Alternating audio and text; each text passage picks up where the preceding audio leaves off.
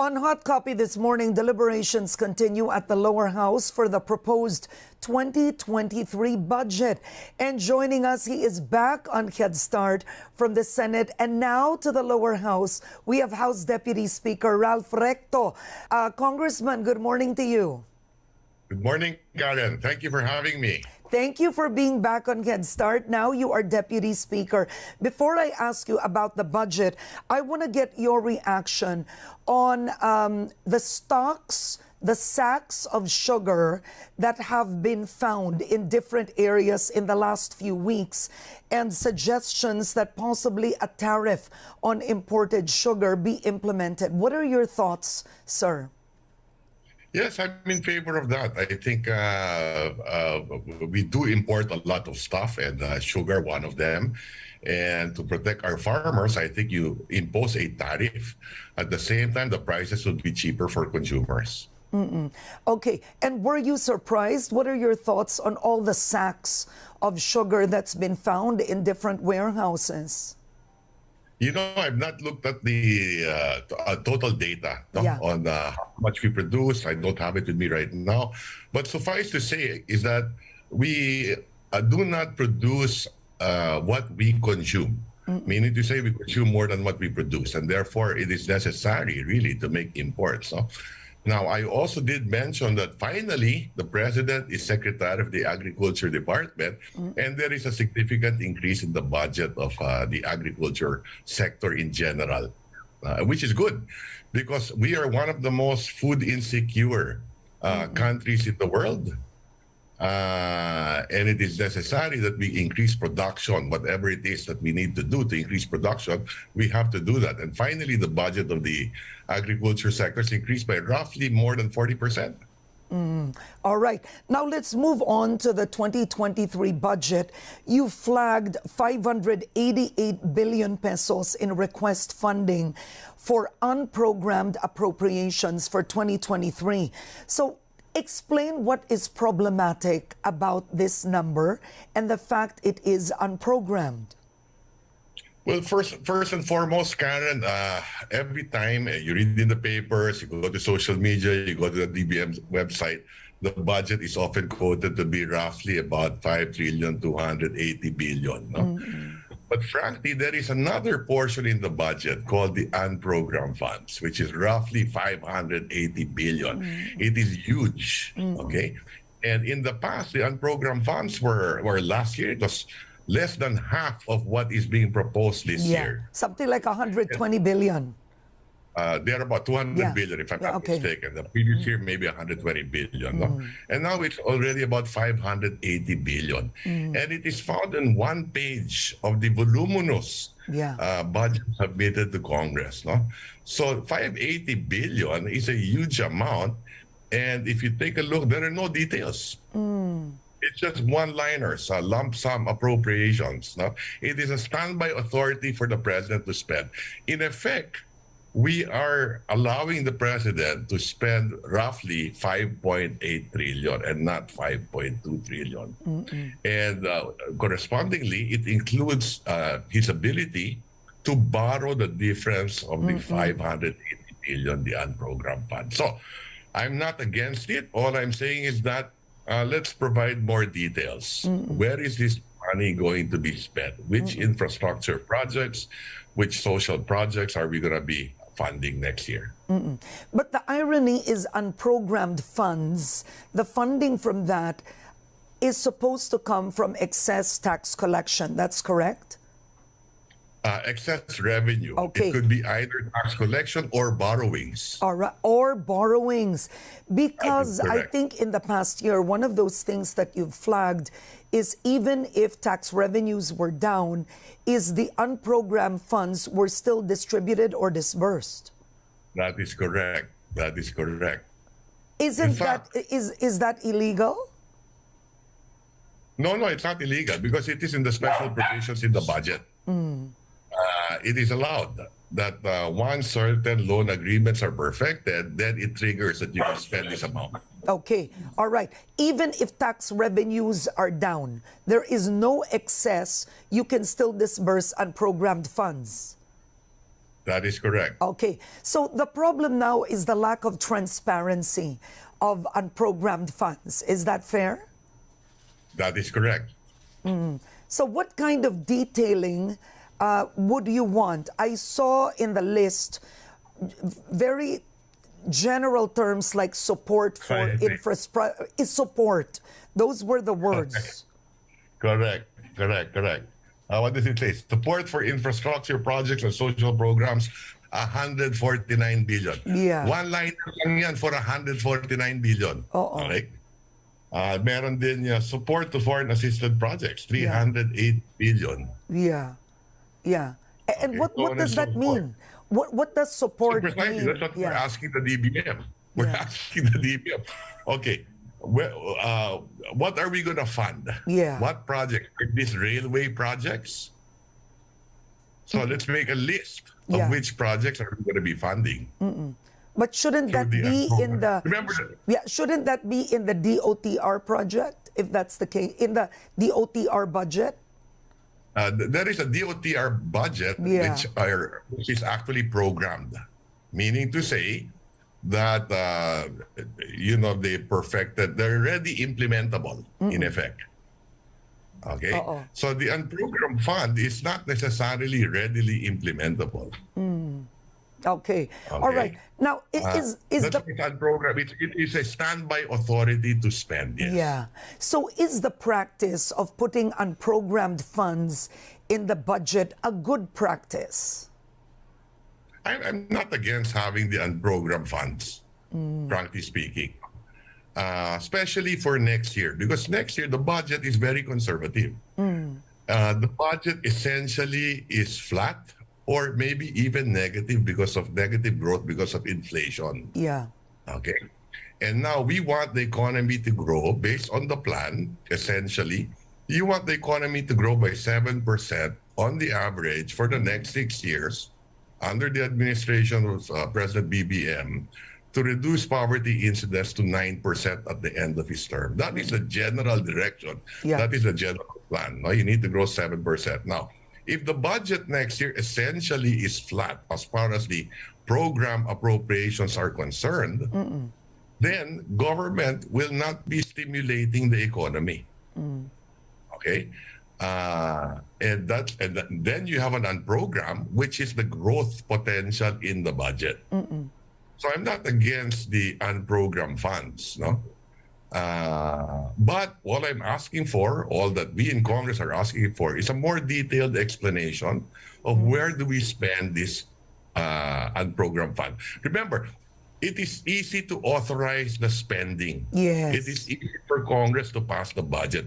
The more difficult part is execution. The more detailed the budget is, the more line items you have, and you don't have lump sum appropriation, the easier it is to implement the budget, and the more transparent it is to implement the budget. So we're, in effect, assisting the executive implement the budget faster, more effectively, and more economically and efficiently. And frankly speaking, if the unprogrammed funds aren't detailed, is it also more prone to corruption? If it is detailed, it is less prone to corruption. If it's lump sum, it is more prone to corruption. Yeah. Because it is less transparent. Yes, agree. Like I said, imagine, it says 380 billion support to foreign assisted projects. Which projects? Where are they located? Right? And there's one liner for 380 billion. Yeah. And the Supreme Court. Yes, please go ahead. No, go ahead, sir. Please continue before I add on. Go on. Yeah, the Supreme Court in its decision frowns on lump sum appropriations.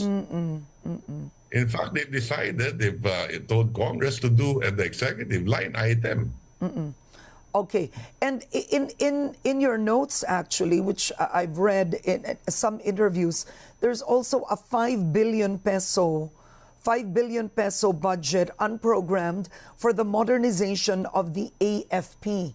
So if it's for the modernization of the AFP, why would this be unprogrammed? Shouldn't that be included in programmed funds in the budget for the Defense Department?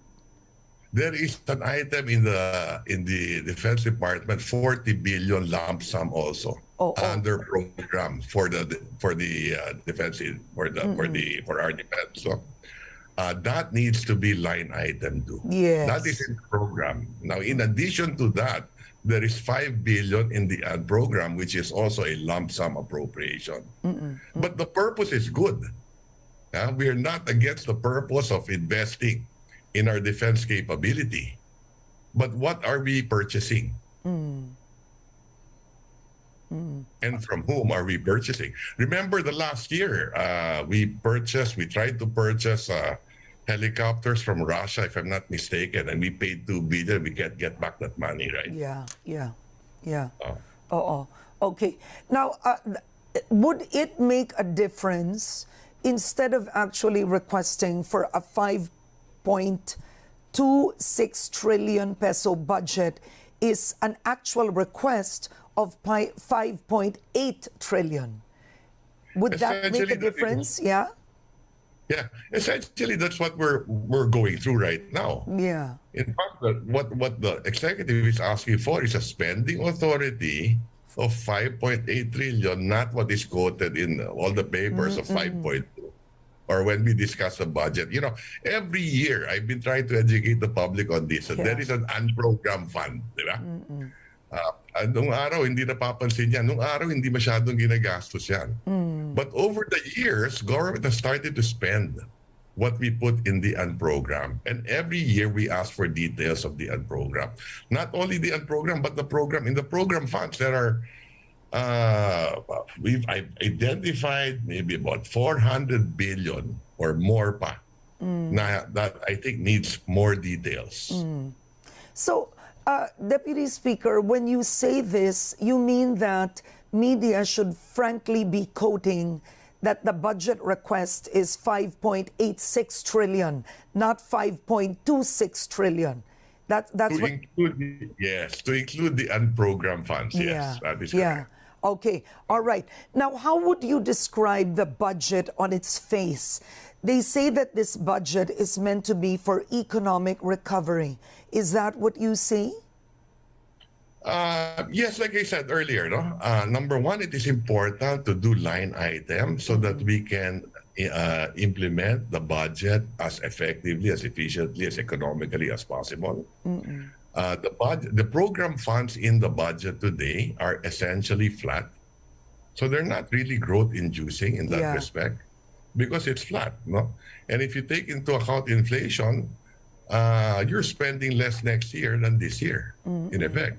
Okay? So remember, as I mentioned earlier, you need to grow 7% for the next 6 years on the average to reduce poverty incidence to 9%, to cut it in half, and reduce our deficit at the same time so that our debts don't balloon, right? And our debts start going down, right? Okay, so that's the general plan, okay? Now, the budget for next year is very conservative if we just talk about the programmed appropriations. I agree. Okay, because so a lot of it goes to salaries. You know, the total, frankly speaking, if you look at it, the salaries is roughly 1.6. The budget is roughly 5.2 trillion obligated. Obligated. 1.6 trillion is salaries. Okay? 2 trillion roughly is maintenance operating expenses. Ibig sabihin, kuryente, tubig, so on and so forth, including subsidies. So yung ayuda natin this year, next year, roughly, or subsidies, kulang-kulang 500 billion din yan. Oh, wow. And then you have the IRA for the local governments, roughly 1 trillion. And then, of course, yung binanggit ko kanina, yung mga kuryente, tubig, gasoline. So that's 2 trillion. Okay? Our total revenues is 3.6 trillion. Okay? So having said that, the deficit is another 1.6 trillion. So whatever we spend on infrastructure and yung pambayad natin sa utang, yung interest expense, inuutang natin. We are borrowing money, in effect, to pay for our debt. We roll over the principal, we borrow money to pay for the interest expense. It's like you having a credit card. Magbabayad ka ng credit card, uutang ka para bayaran yung credit card mo. Yung interest lang, ha?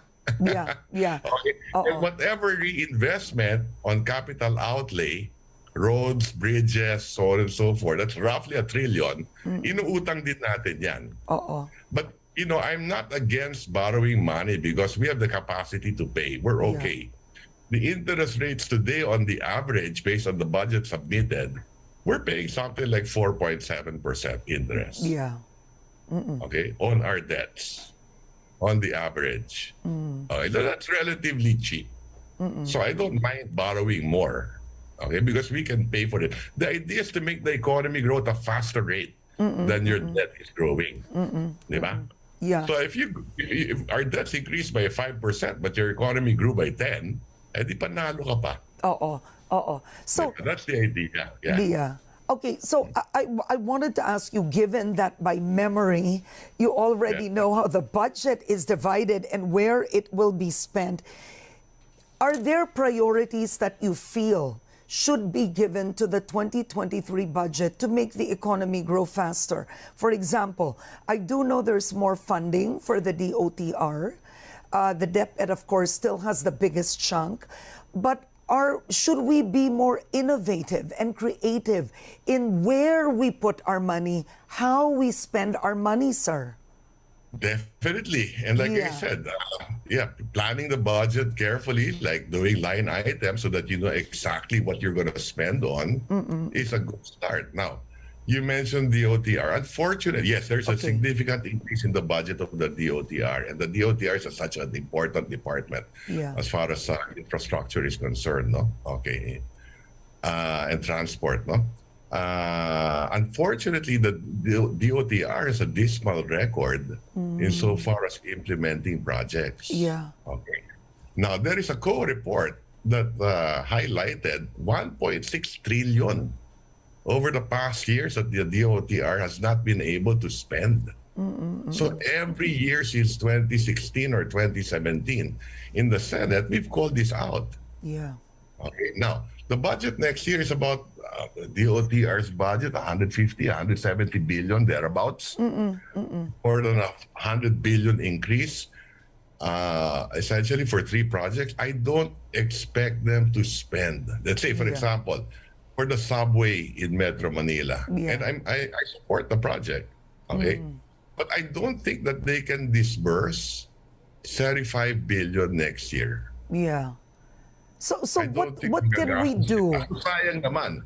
So you realign that portion of the budget. Especially that the budget now, I mean, I'm not saying the entire thing, right? So there must be an honest assessment. How much can the DOTR, or for that matter, any agency of government, if we give you this amount, how much can you spend? Especially for next year. Remember, we're on the first year of our recovery. It is imperative, diba? That we put the budget to good use and make it work for us. Stretch every peso, grow the economy to create jobs. Yes. No, these are very good points. So I wanted to ask you, what is the problem? Is it a problem of absorptive capacity, or is it a problem of, frankly, just inefficiencies in our agencies? Because why can other ASEAN countries spend more, and why can they spend it faster? In other words, what's wrong with us?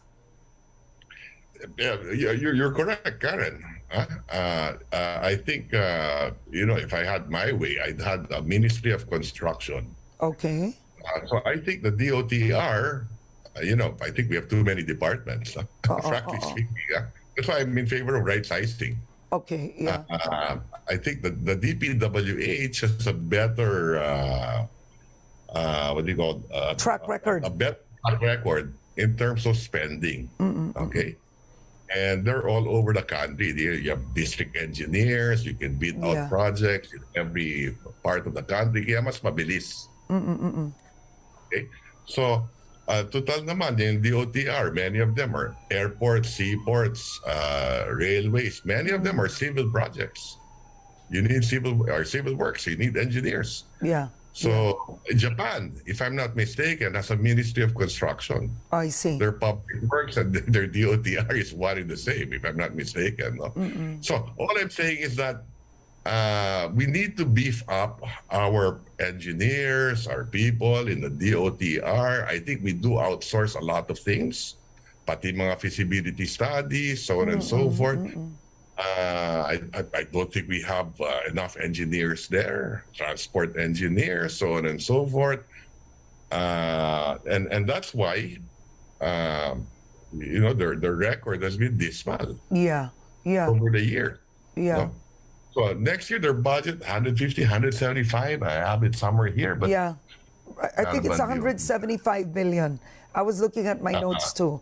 Yeah, 168 billion, Okay, 168 billion, thereabouts. No? Yeah. It's a significant increase again. Yeah, no? And, 120% increase from the 2022 budget. And the reason why there's such an increase is because roughly what was submitted to us before was similar to this amount, but the Senate cut it. Yeah. And Congress agreed. Because masama ang record ng DOTR. Hindi nila na-implement. Diba? Mabagal masyado. So, but you have a new secretary. Yeah. And you have a new team there. No?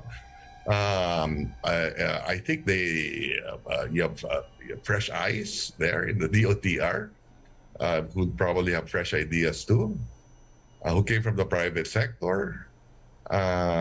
So I'm very hopeful, and I think he's capable of improving the operations of the DOTR. Okay, so the DOTR is one agency. What do you make of the Department of Agriculture? So the president is prioritizing on food security, growth in the agricultural sector. I mean, the growth in this area, even from the time, I would say, when the late President Aquino left, I remember, was there was a point that it was just growing by 2% on the average every year. I'm correct, right? Less pa. May time na nag-negative. So what would you want to see in the budget for agriculture to actually spur growth in this area? Yes. Well, first, Carol, put it this way. No? We are a food insecure country and an energy insecure country as well. No? We import most of our energy and we import a lot of the food that we eat. Yeah. Okay? As far as energy is concerned, matagal yan. You'll have to do the exploration, so on and so forth. Yeah. So it's a little more difficult. No? Wala naman tayo langis dito talaga. So you need to import that. No? Okay. But as far as food is concerned, I think we can improve our productivity. Okay? So I'm glad that the president is focusing on agriculture, especially today that you know that inflation is rising. Yeah. Inflation is a problem globally. You have supply shocks, logistics, global logistics are not working properly. And then, of course, because of all the money printing in the Western economies, you have this demand problem as well. Okay. Now, in the Philippine context, we import a lot. And I think if we make more investments in the agriculture sector, we can increase our production. And, let me point this out as well. No? The president chose to head the agriculture department, at least for the meantime. Okay. The vice president chose to head also the Department of Education. The two departments that have serious problems. Yeah. Okay. So one is food for the body and one is food for the brain, so to speak. And they have to work together as well. You have to feed our children too. Okay. So it is good that you have the president and the vice president heading these two very important departments. Okay? So, and we see the increase in the budget of the Department of Agriculture by roughly 44% for next year. Okay. So are you saying... I'm sorry to interrupt you, because the budget for the Department of Agriculture, I think last year was 90 billion, roughly. And I know that former Secretary Dar was requesting for 250 billion, which was of course rejected. I mean, it didn't pass. So you're saying that we're going to see something like 150 billion for DA this year? This year, I think it's about, including agrarian reform, the entire agriculture sector is 135 billion. Okay, now, that's a big increase. Karen, yes, yeah, that's a big increase. But having said that, no, I don't know if Congress will postpone the barangay elections. Right? But if Congress were to postpone the barangay election, my proposal is the savings that will be incurred this year be utilized for agriculture as well. Okay. Are you for the postponement? Are you? Yeah. But are you in favor of the postponement, sir? I'm only in favor of the postponement if we're going to use that money for agriculture. Okay. Yeah. Only for agriculture, because like I said, there is a problem with inflation. Okay? And our inflation basket in the Philippines is predominantly food. Yeah. Okay, so imagine if we can increase productivity, then you can reduce inflation. At the same time, we reduce our imports. No? But having said that, Karen, we have a big trade deficit. We have a huge current account deficit. If I'm not mistaken, it's about $20 billion because oil shot up. And our biggest import bill is oil. Yeah. Right? So our gross international reserves are going down because we have to pay for this trade deficit. Yeah. And that will continue next year. These will be the headwinds. These are going to be the challenges. Yeah. Okay. The trade deficit is increasing because of inflation as well. Yeah. Yes. No, you're making solid points that number one, I know the budget for the barangay and SK elections is something like 8 billion pesos. So you're in favor of the postponement if it goes to agri support. But let's talk about, for example, good intentions but bad implementation. For example, the rice tariffication law. The tariff collected was supposed to help the agri sector, and it's something like 10 billion pesos, of which the last I heard, a bulk of it was not yet distributed. That's correct. Yeah, that's correct. There's always a delay because you have to collect the money first from the BOC before you can spend it, right? Okay, but there is a system in place. That is the beauty about tariffication law. Okay. Meaning to say, today we are in the same. We have tariffied rice, okay, and we allow the private sector to do the imports, okay. Do you know that the NFA has debts of 125 billion? That is unsustainable too. Yeah. And that's why we chose to tarify as well. And at the end of the day, we collect something like 20 billion a year additional that we can spend for our rice farmers. Now, if you look at the data today, rice inflation is lower. Sugar inflation is much higher.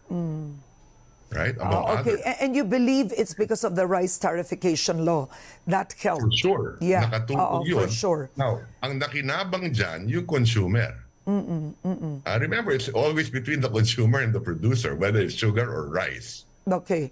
So, but it's looking for that balance, yes. Yeah. No, you mentioned the NFA, that it's not sustainable. It has 125 billion pesos in debt.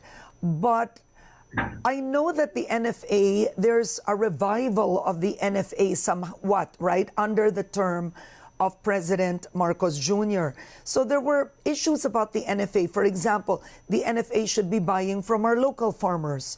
The NFA should have a buffer stock of 6 months and not, I can't remember, was it 1 week? I mean, a ridiculous time frame like that. How would you make the NFA more useful for our local industry? How would you do that? You know, Karen, to begin with, to me, that is not the problem. That is not really the real problem. The real problem is our agriculture is centrally planned, essentially. Can you invest? Can you be a passive investor in the agriculture sector? Can you buy, let's say, shares in the stock market for a company in the agriculture sector? So everything is centrally planned. Okay, and then you have agrarian reform that we've been doing for the last 40 years, which has not increased our productivity. has not raised incomes of farmers as well. So I did file bills. If you want to really reform the agri sector, maybe it's about time that we allow agricultural land to be collateralized. Oh, how much credit goes to the agriculture sector? So on and so forth. So I think we should begin from there. If I were a good farmer and I was productive with my 5 hectares and I want to expand, I'm not allowed by law. Right? So I think the problem more is systemic, structural. The NFA cannot buy 50% of all the rice to make a dent in the industry. They cannot buy the rice from our farmers. At most, in the past, I think it was able to buy, less than 5%. Yeah. So do you believe it should be abolished then, the NFA? No. What I'm saying is that we should rethink our agriculture strategy. Okay. First, what do we do with agrarian? Tapos sa agrarian reform, napamigay na natin lahat. Should we allow for consolidation today? Should we allow that agriculture land can be mortgaged in a bank? Yeah. Should we allow that farmers can operate a bigger farm lot than 5 hectares? The average farm size today is, I think, a hectare. That's too small. That's too small, right? And take a look. Where is government not involved? Banana. We're exporting banana. Where is government not? Pineapples. We're exporting pineapples. Basta kung saan wala ang gobyerno, purely private sector, they're doing better. Okay. That's a very interesting point. We are going to take a quick break, sir. I hope you'll stay with us just a few minutes for commercial. Headstart will be right back. All right, welcome back to Headstart. Still with us this morning, we have Batangas Representative Deputy Speaker Ralph Recto. Sir, thank you so much. You're back on the show. Susulitin na po kita, no? Kasi minsanan lang to. Let's talk about the PITC and the PSDBM. We're talking about the same issues. The COA report in 2021 placed it at almost 15 billion pesos. The funds held by PITC in trust. So once again, I'm presuming it's parked there, it's not spent. Are there certain safeguards that can be placed in the 2023 budget so that the parking of funds won't be repeated anymore? Yes, we can put special provisions in the budget. Na pagbabawalin natin yung pasabay. That's what I call it, pasabay. Okay, pasabay. The departments, the departments escape accountability and responsibility by passing their budget to the PITC or to the PSDBM. And that has been going on for the last 2 administrations. And we've called them out way back in the 2011 or 2012, if I'm not mistaken. It has just gotten larger and larger. Okay, so I think, and then it fools us sometimes during the budget deliberations. Akala namin na obligate na o nagastos budget, pero hindi pa pala. Transfer lang sa PSDBM or to the PITC, whose original mandate is not to do those things to begin with. PITC is an import trading corporation. They have no business in determining or in bidding out, let's say, the Bureau of Fire departments, diba? Or offices in the different nationwide, diba? Hindi nila trabaho yun eh. So it fools us to think that this money has been spent, delivered to consumers or to taxpayers, so on and so forth, which in reality, hindi pala. And that they make money out of this by putting it in by the interest or investments or whatever, among other things, no?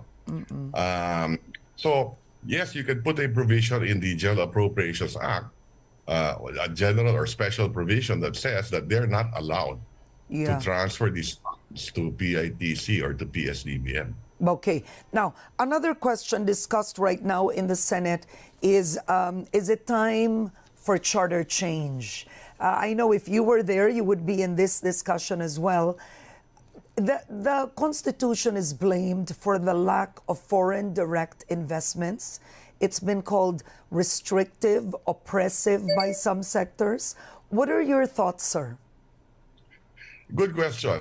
First, let's start with the big ticket item there. Okay, land ownership. Yeah. Do you think you need to liberalize and allow foreign investors to own land in the Philippines? Remember, we're 110 million at maliit lang ang Pilipinas. Ha? We're not like America or in China na napakalaki. You're not allowed to own land in China. Di ba? So, is it our national interest to allow foreigners to own land? I don't think so. Dami pa nga walang lupa sa atin eh. Now, can they be allowed to own, let's say, condominiums? Yes, of course. Yeah, and it's happening now. Yes, and that's fine. Yeah. Right? Okay, so what are the other? Let's say advertising. Ako, medyo okay naman ako doon. Okay. Talk about the 60-40 partnership that some sector says. It leads to dummies. Educational institutions. Okay. Ako, okay din ako dyan. Okay. I'd rather have my study in Harvard in Manila than Harvard in Boston. Okay, right? fair. Okay, so Yeah, I'm fine with that, right?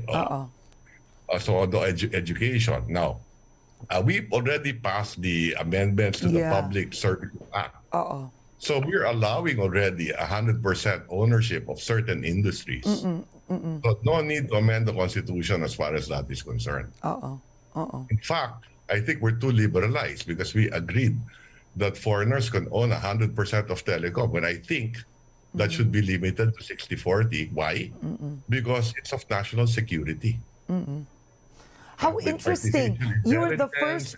Wait, you're the first source or senator I've spoken with who actually said, I think we are too liberalized. Insofar as telecommunications is concerned, we're allowing 100% ownership in telecommunications, right? So I think that's a national security nightmare. Okay. Yeah. Or sort of, nothing wrong with 60-40 in the telecom industry or 51-49. I mean, there are many numbers above 40%, right? Okay. Yeah. But should we give it 100%? Okay. Airline industry, should we allow 100% foreign ownership? Should we? I don't think so. Okay. Why not, sir? Pwede siguro 51-49. Maybe not 60-40, but yeah, 51-49. Okay. Question, should we allow, for example, we just passed the retail trade lib. Yun, yes. Okay, yun. Yes. Amendments to the Retail Trade Liberalization Act, that's fine. I think we should allow more foreigners in the retail trade sector. Okay, so on and so forth. No? But also with certain limitations. Hindi naman pwede, sari-sari store. Siguro naman yun, we can reserve for the locals muna. So, or let's say, example, common carriers. Yeah. Taxi, tricycle. Should we allow foreigners there? Okay. All right. Or i-reserve natin yan for small Filipinos muna. Okay. So, Deputy Speaker, I wanted to ask you, since we don't have enough time, given that what's discussed in the Senate are the economic issues related to the Constitution, why then don't we have more foreign direct investments? Is the problem the Constitution, or is it something else? It is something else. In all our studies when I was in the Senate, maybe it's part of it, but the bigger issue is high cost of electricity, maybe productivity of labor, so on and so forth. There are many other, lack of infrastructure. So, railway, should we allow foreigners to own 100%? Ako, okay ako dyan. Yeah. I don't see a national security implication in that. Or toll road. Okay din ako dyan, 100%. I don't see a national security problem there. Airports, should we allow them to own 100% of our airport? I think there might be a national security implication to that. Diba? Oh. So I'm not totally against, but I think there are certain industries that have national security implications, number one. And number two, there are certain industries, I suppose, that you should reserve for Filipinos. Yeah. Oo. So overall, you believe amendments over the whole revision of the Constitution?